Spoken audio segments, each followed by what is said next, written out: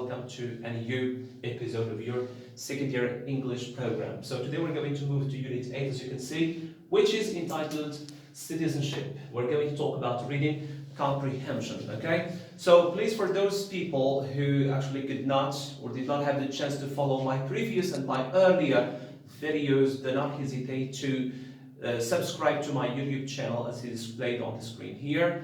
If you don't opt for YouTube, you can go to my Facebook page, which is entitled English for All, as it is displayed on the screen here. Okay, so as you can see, today we're going to move on to citizenship, and we will try to explain and illustrate the title of this unit. We're going to talk about the word citizenship, and we will try to explain it before we go into our reading comprehension lesson. So I will try to explain this word in the light of another word, which is friendship. You know this word here, friendship. I will come back to citizenship, don't worry. So as you can see here, the word is actually made up of two parts. We have friend and ship, citizen and ship. So if we want to understand the meaning of what comes before ship, citizenship or friendship, we have to illustrate and explain the meaning of the word ship. So in English, the suffix here means the state. It simply means the state of being. As you can see here, we have the state of being. So if you want to understand what we mean by friendship, we have to use this expression here, or this phrase, the state of being what? The state of being what? Simply the state of being a friend. Or the state of being a citizen. So, the suffix ship, when it comes after another noun, like citizenship or friendship, it simply means the state of being what comes before it. What comes before the suffix ship. So here we have friendship, the state of being a friend. هي الوضعية فاش كيكون كتربطكم واحد العلاقة ديال الصداقة. الوضعية فاش يكون واحد الشخص صديق ليك. Here we have citizenship, the state of being what? The state of being a citizen. So here we have to explain the word citizen so that we can actually assimilate and grasp the meaning of citizenship. So a citizen is a member of society or community who performs their duty, and duty means responsibility,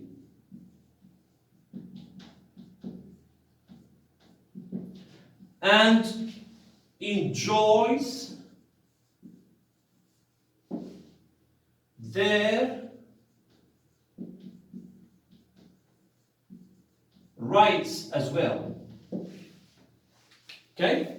So, a citizen is a member of society, a member of community, a person who belongs to a particular society. In our context, a person or a member of our Moroccan society or Moroccan community who performs. Someone who performs is someone who does, okay? Who undertakes, who, if you want, carries out all his duties and responsibilities towards his or her society, and at the same time enjoys his rights, as you can see here, like the right of education, the right of having a job, the right of having a peaceful life, and so on and so forth. So, a person or a member of society who performs their duty of responsibility and enjoys their rights. So, citizenship is the state of being a citizen. So, citizen in French means citoyen, and citoyen, or in Arabic it means muwatin al-muwatana, muwatin al-muwatana. And here we have friendship, sadiq, friendship, as-sadaqa. So the state of being a citizen and the state of being a friend. That's what we mean by citizenship. So this unit will tackle this important, if you want, concept of if you want, being a citizen, a person who actually seeks the common good of all the people, someone who actually defends all people's, if you want, the common good of all the people, the common interest of all the people, a person who denies their personal interest for the sake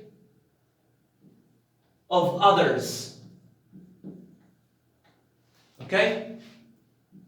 For the sake of others. We're going to talk about how a person can be a good citizen. What are the different responsibilities and the different duties that a citizen should do, should carry out, should perform, should undertake in order to be a good citizen. And we will try to actually start with the reading comprehension, and then we will move to other skills and other sections. So please stay with me, don't go anywhere. So as you can see, my dear students here, we're going to start reading this text. I will try to read it as quick as possible. You can pause the video if you want to read it yourself, okay? So we have May 5th to June 2nd is the Environment Month, and June 5th is the Environment Day.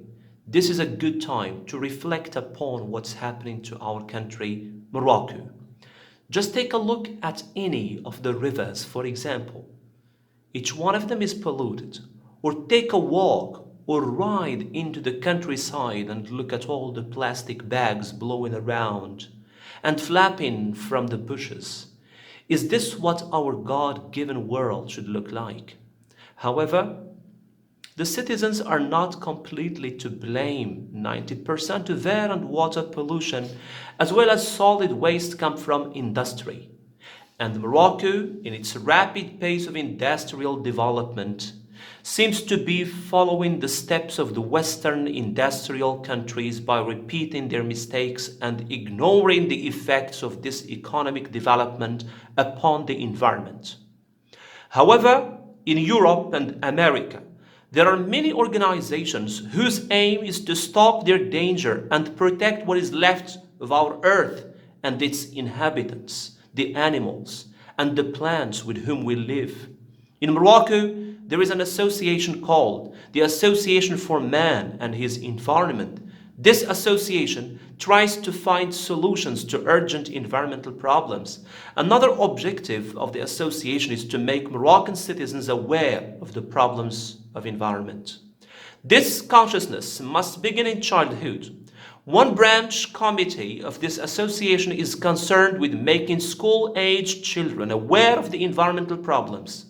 This, however, is only a beginning, and neighborhood committees must be formed to clean up empty lots, streets, and polluted areas.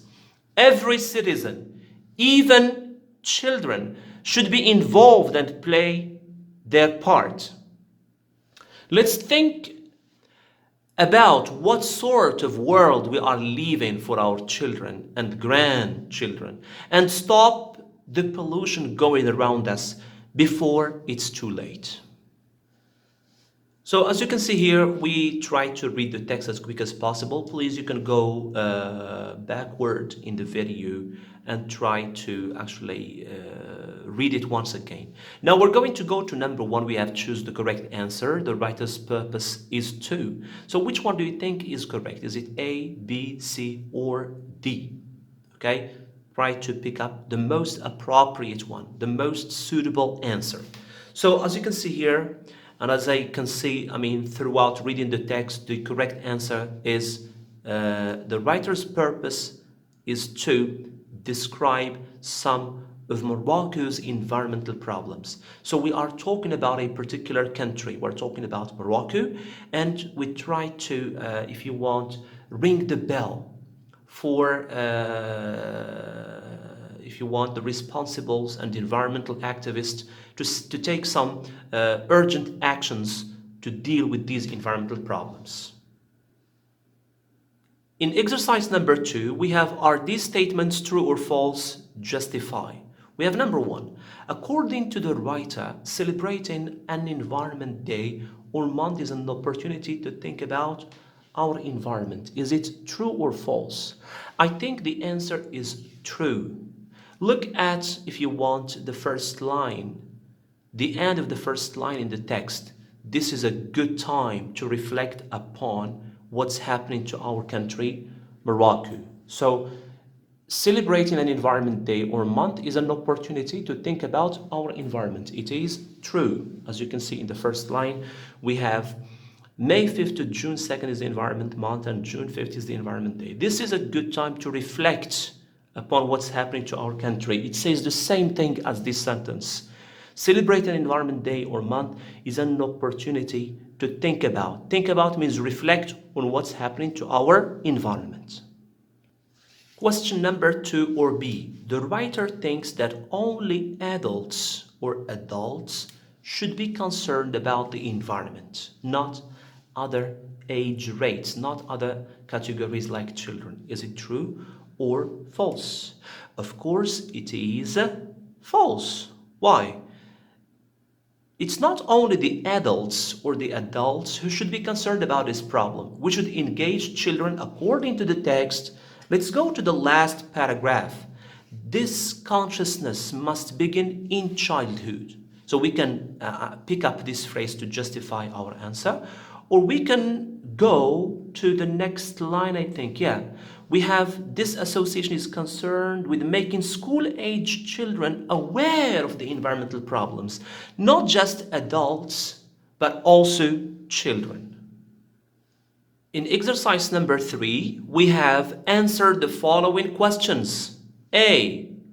Are industrial companies responsible for all environmental problems?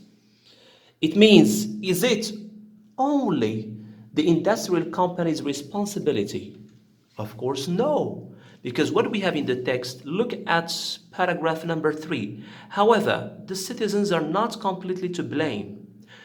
90% of air and water pollution as well as solid waste come from industry. The 10% is actually allocated to people. It is given to people. It means that people and industrial companies, both of them are responsible for what's happening to the environment in Morocco. Question B. What are the 2 aims of the Association for Man and his environment? What are the 2 aims or what are the 2 goals?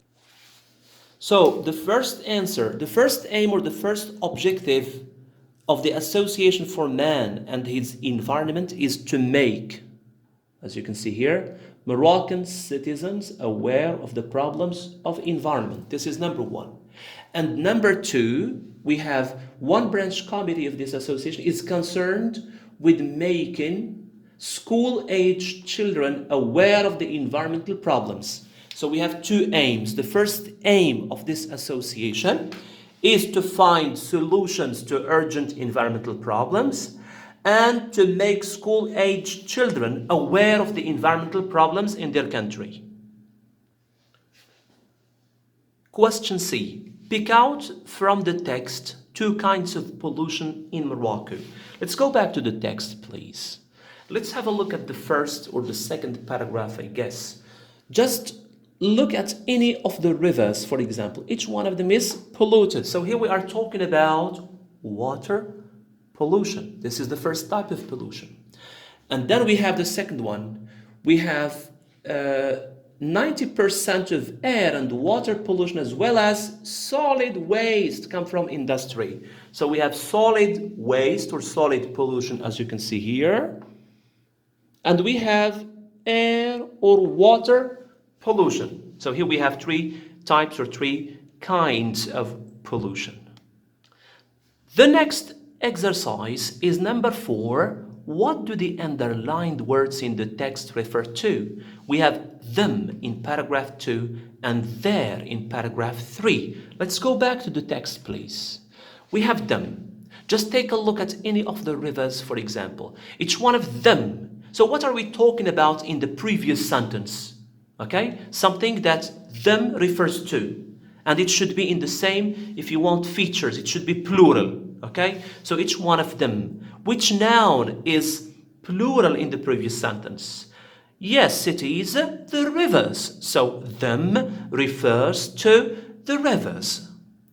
Let's go to the next paragraph and the next pronoun. We have their mistakes. So, and Morocco, we should always read the sentence before the pronoun. And Morocco, in its rapid pace of industrial development, seems to be following the steps of the Western industrial countries by repeating their mistakes. Their refers to who? We should find a plural noun in the previous sentence. It is the Western industrial countries, as you can see in paragraph 3, line 3, industrial countries. So there refers to industrial countries or Western industrial countries.